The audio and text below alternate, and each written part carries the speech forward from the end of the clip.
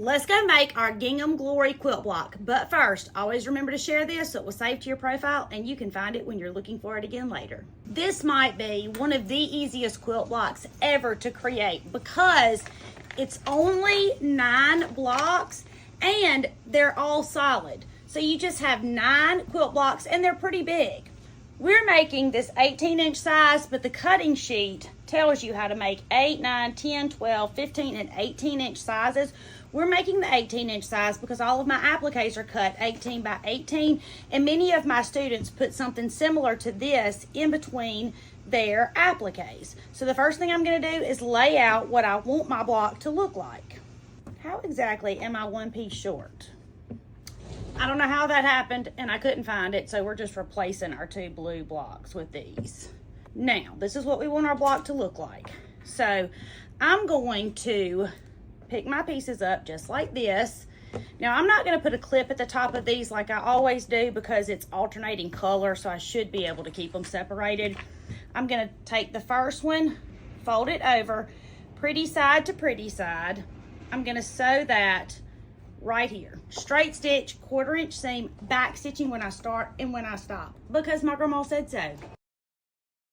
Now this is what I have. So I'm going to put this pretty side to pretty side and I'm going to sew right here. Straight stitch, 1/4 inch seam, back stitching when I start and when I stop. Now this is what I have. I'm going to sew my other 2 rows exactly the same way. I've sewn mine, you've sewn yours. I'm gonna go iron mine, you go iron yours. I'll be right back. I'm back. I've ironed mine, you've ironed yours. Now we're gonna lay them back out like we want them to look, and then we're gonna pick them up and sew them. We're gonna sew the rows together like this. Pretty side to pretty side.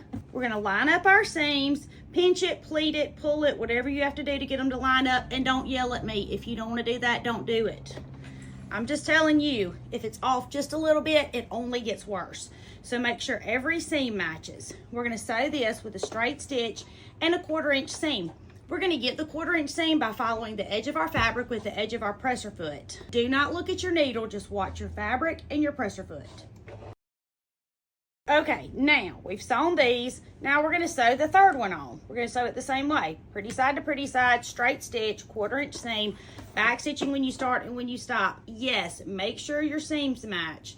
And listen, when you sew this, if all of your points don't match up, we don't care. I promise, it's perfect. Not one single time have you ever gone into the closet and checked your great grandmother's quilt to see if her points match.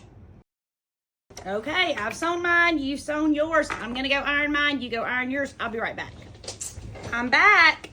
Look at what you just made in literally like 5 minutes.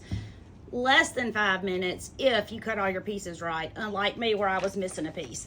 This is our Gingham Glory block, and each of the pieces were 6.5 inches, and I knew I needed 9 because that's what my map, as my big baby used to call it when he was a little fella. Any kind of diagram was a map. I can't wait to see what you create with all of these quilt blocks. My name is Tammy. I'm your favorite sewing teacher, and I would love for you to come sew with me.